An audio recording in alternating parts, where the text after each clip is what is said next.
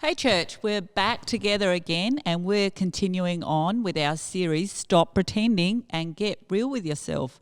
It's an exciting morning this morning. We're going to tackle Sabbath. And what's that word? It really is an invitation that God has given us to rest and enjoy ourselves and to live a free life. So we've got some legends this morning. I'm really excited and I want to introduce them. We have Vern Little. How do you And he's a retired builder. Yes. Dad, granddad. Yes. I believe a great-granddad. Great-grand, yes. Yeah, and you're like enjoying retired life. You love the cars and some bit of Yes, that sort of thing. I'm enjoying retirement now. It struggled to start because I was lost, but now I can't get enough time, so it's good. Enough time, wow. And we also have owner-operator Henk, who owns a local supermarket and works in there, not day and night, but, you know, long. Close, yeah. But you do rest one day, and that's why we've invited you along today. So welcome along, Henk. Thank you. Yeah. And I believe, you know, you're a father to 6 kids, but now a granddad as well, just fresh. Yep. So you know, sort of a new stage of life there for you. Yeah, it certainly is. Yep. Yeah, won't be long before he's sort of, you know, trying to get behind the counter maybe at work and, you know, help you sell things maybe or stack shelves. Yeah, he's got his own little shopping trolley, I believe. Oh, wow. That's fun. A tiny little one. Yeah. Oh, that's cool. So we're looking at Sabbath today, and it's really an invitation from God where he's saying that we should rest for a 24-hour period, but he's also saying even every day there's an invitation to mini Sabbaths or, you know, having small breaks during the day where we're not going flat out and we just pause and we embrace the day and we don't live from our own energy and our own strength. And there's this guy in the Bible, he's called Daniel, who lived a long time before Jesus, and there's a bit of an unusual story.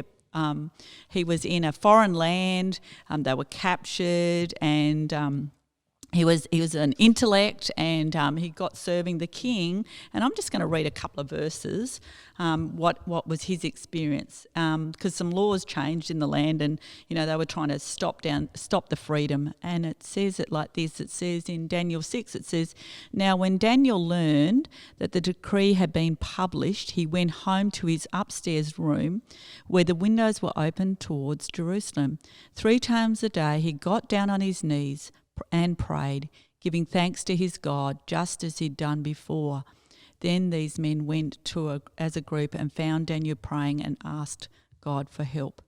Now, so this unusual thing, this guy's in captivity and, you know, he's serving the king and there's a decree in the land not to stop, but he goes against the trend and he actually has these pauses in his day and he gets to be basically second in command in this foreign land.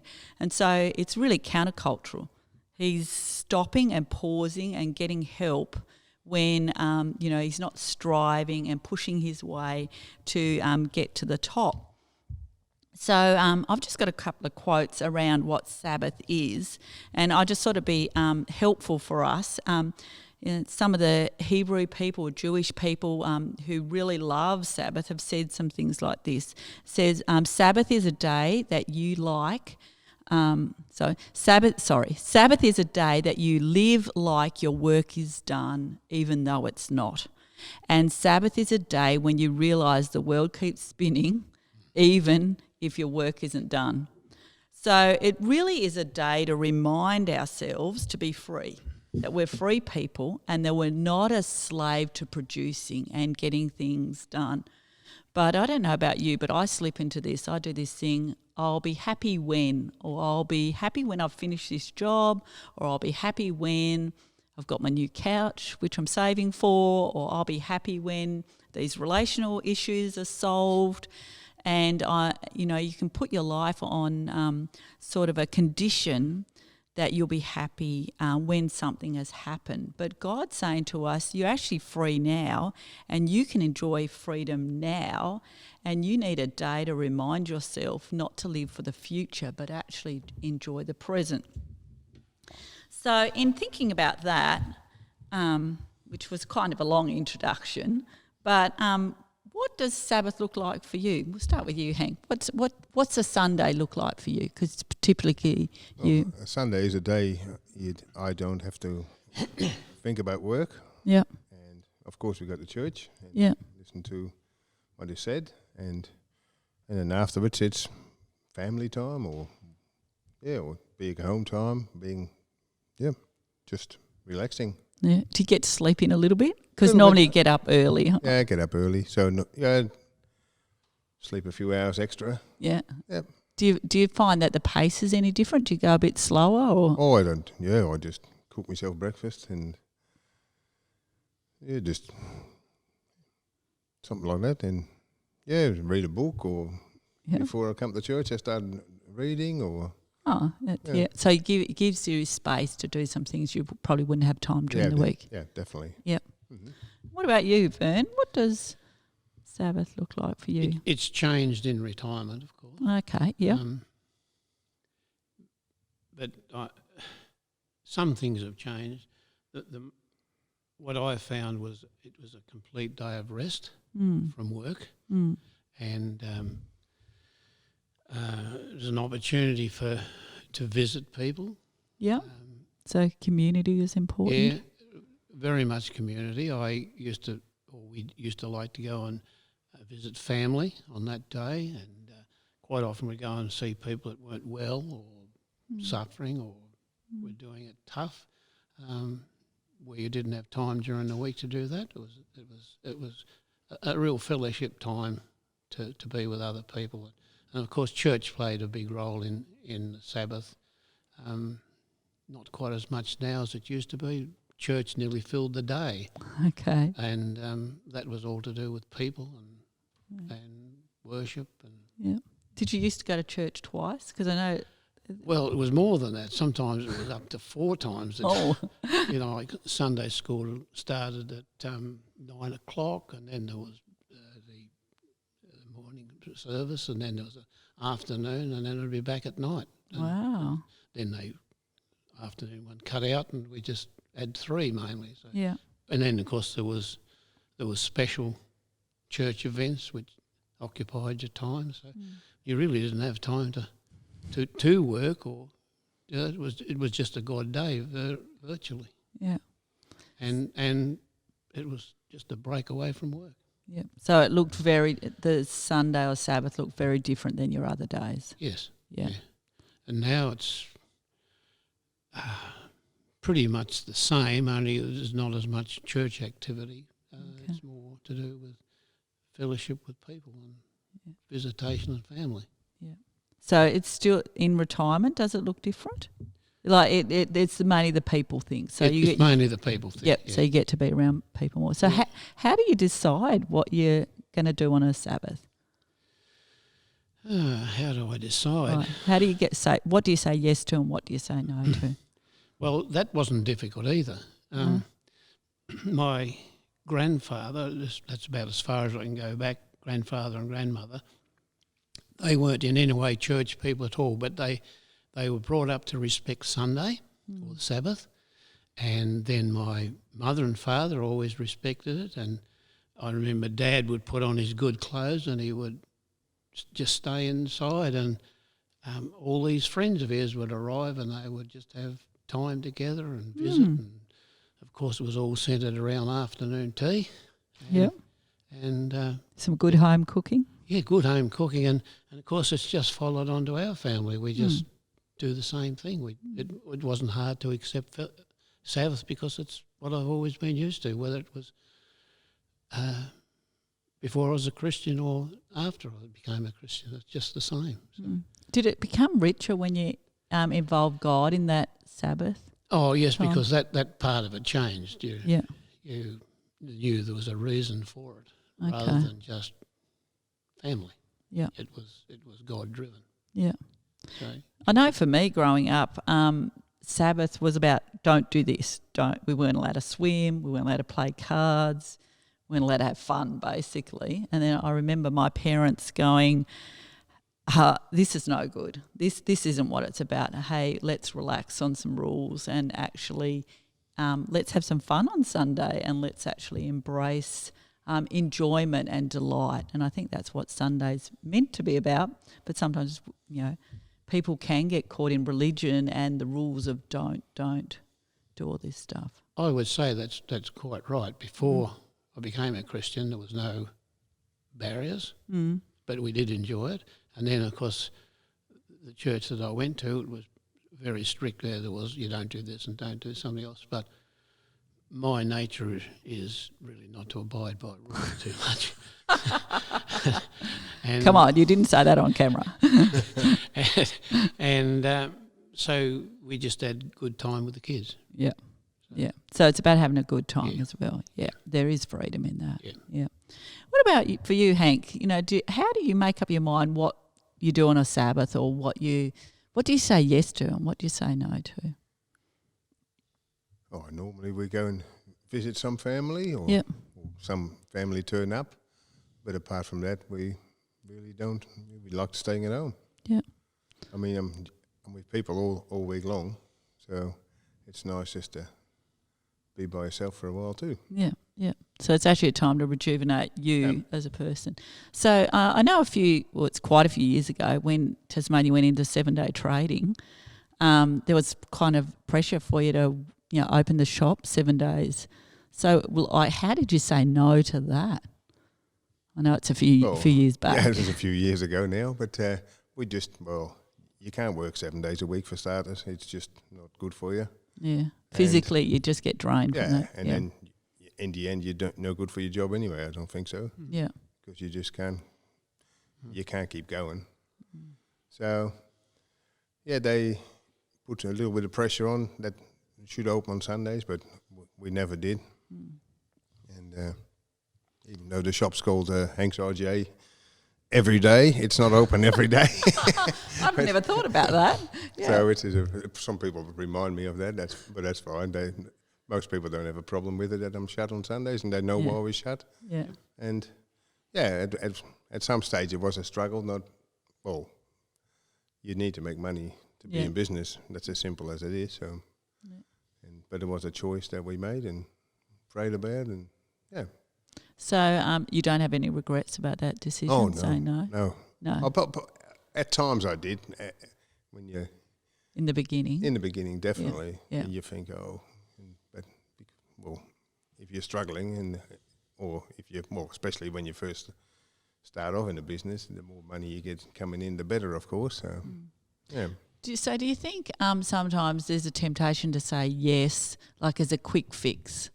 But if you'd said yes back then, you probably would have been physically exhausted. So you might have got some more money in the door initially.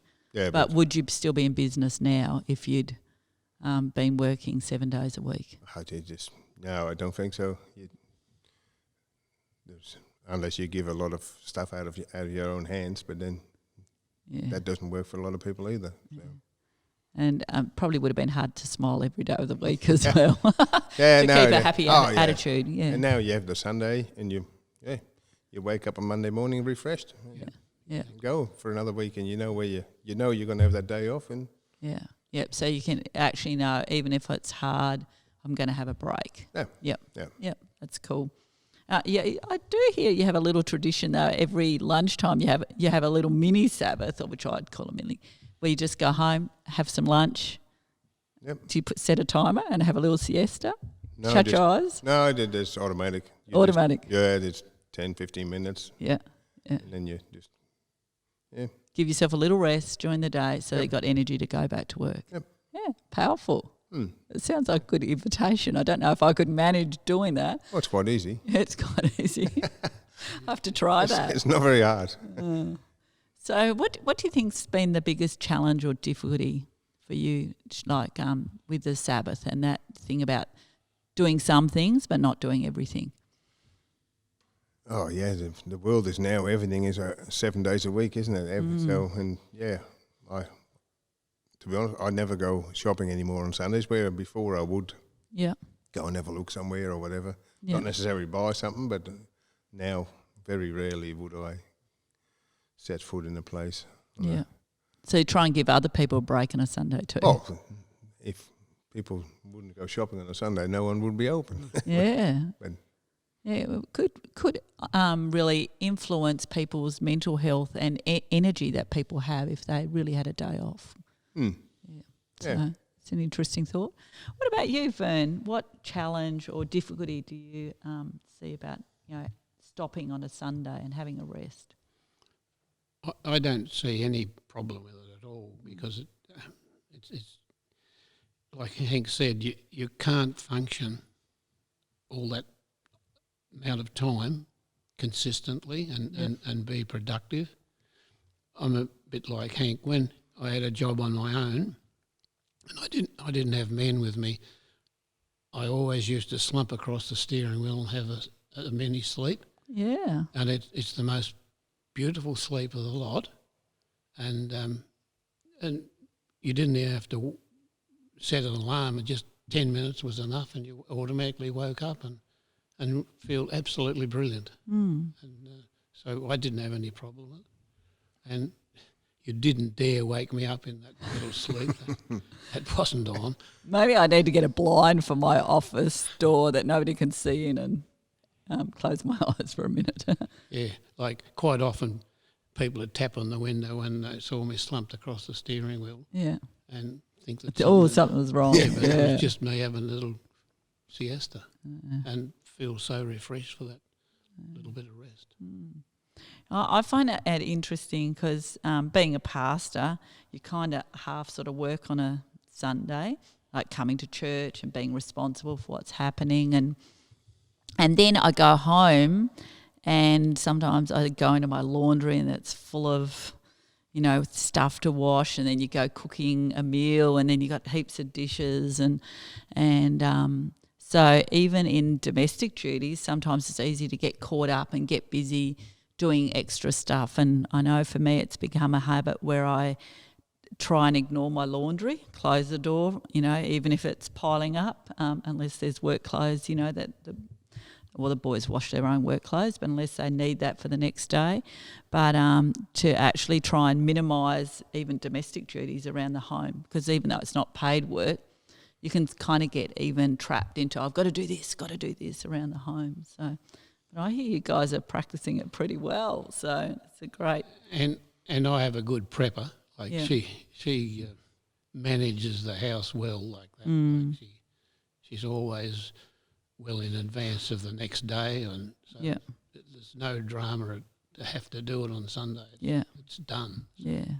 Yeah, I know for me it helps on Saturday night to make sure the dishes are done and the kitchen sink's clean so that I don't wake up on Sunday morning to stuff to do already. So it seems like a very simple thing, but it does already set a tone for how you would spend the day resting.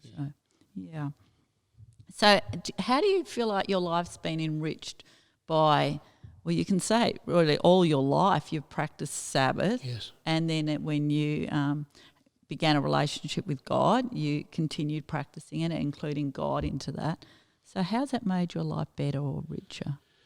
I've become a lot wiser, I hope. It's God enriched and Holy Spirit enriched. You feel really good inside. Yep. And your head's good. Since we've been practicing this Sunday Sabbath, what was it called? Where we had the Sunday off from church and the new rhythm of yes. That was good because we started a new thing. Some of our friends that are not very well, we used to go to dinner with. Well, he's not able to do that, so we pack up a meal and take over to him and his family, and we just have a meal together in his house and have fellowship. And that's how it's enriched my life. That sort of. But it sounds like it's a win-win. You're enriched by it, but you're actually enriching other people's lives by it. I suppose we are, but I don't look at it as. I feel better. Whether it's making it better for them is a bonus, as you said. Yeah. I feel good. That's Ruth and I feel good. Yeah, so you're not doing it out of like being burdened. I've got to help all these people, do this for other people. You're doing it for yourself and other people just have benefited from it. Yeah. Yeah. So and being with youth is a big part of it. Like Yeah. with my grandsons now in their teenage years, it's just so much better because we can just enjoy. It's really good to be with teenage kids. That's good. That's good. What about for you, Hank? How's it made your life better or enriched your life having this, regular pause every week?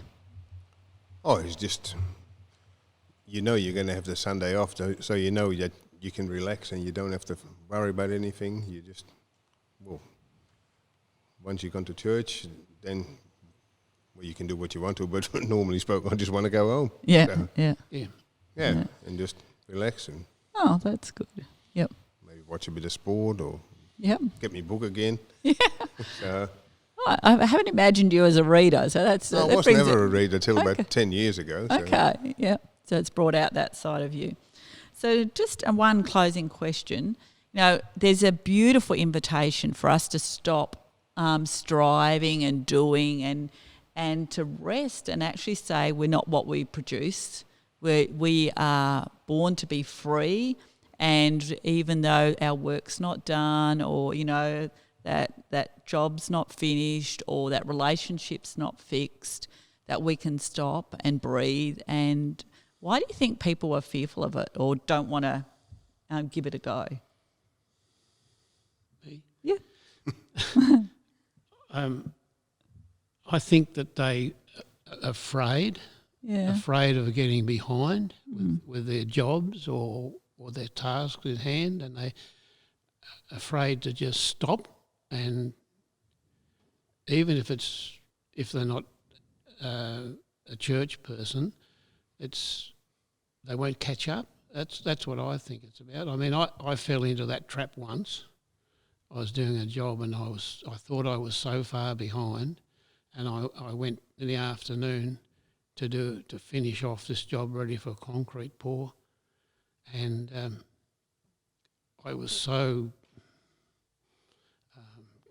convicted about it that it wasn't even worth being there. And and the pour went in on Monday perfectly, and everything was all good. And so it was just a silly trap that I fell into because I thought I was so far behind and fearful that the job on Monday wouldn't be right. So I didn't relax, but I learned a valuable lesson that going back on the Sunday to just finish it off wasn't on at all. Yeah. It was just in my brain.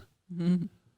What about you, Hank? What do you think stops people from giving it a go? I don't know. Well, money probably. Yeah, that's probably a big That thing. would have to be one of the biggest things. Yeah. Especially in business. I mean, you need money coming in. That's as simple as it is. But yeah. that's yeah. So you think the fear of not getting enough money, then your business might go pear-shaped and you mightn't be able to... Yeah, and then you probably, once you start thinking that way, you probably want more and more anyway. So because you never have enough. Yeah, it becomes a trap and a cycle, doesn't it? So you need more and more because you can always do something, but yeah. But you kind of lose yourself when you're in that trap. Yeah, it depends what you're made of, maybe. I don't know, but maybe not for everybody, but it would be for me. Yeah. So just in closing today, if you could just say one thing to people, say somebody wasn't practicing Sabbath and they worked 7 days a week and were just felt overwhelmed with all this stuff they had to do, what would you put out as a challenge or as a response to give it a go? I think it's a blessing to know that I can spend time with God, and He can spend time with me. That's where I see it. Yeah. So it's a two-way relationship. Yeah.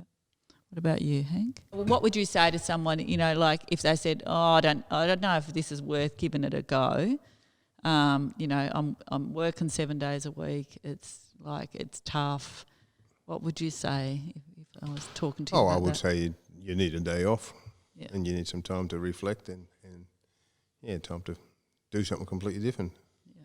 Give your mind a rest from your normal everyday work or whatever it may be. Yeah. And then, yeah, so you can... And your experience is that really has helped you. Oh, definitely. Yeah. Sunday, I mean, I do go to the shop first thing as I get out of bed normally. Yeah. But that's just to check all the fridges and the freezers, make sure everything is in working order. Yep. But apart from that, no, that's it. That's good. Well, thanks, Henk and Vern, for sharing with us today. And it really is an invitation that we could be free from the slavery of having to do stuff and enjoy our Sundays. And there's all different creative ways that we can do that. But I also really like what Vern said, you know, it's an opportunity to be with God, but actually to allow him to be with us. And that's an interesting thought and invitation. So have a good day. Enjoy your Sabbath or Sunday. Make sure you give yourself some space to sit down, reflect, relax, and give it a go. Stop for 24 hours. Have a great week.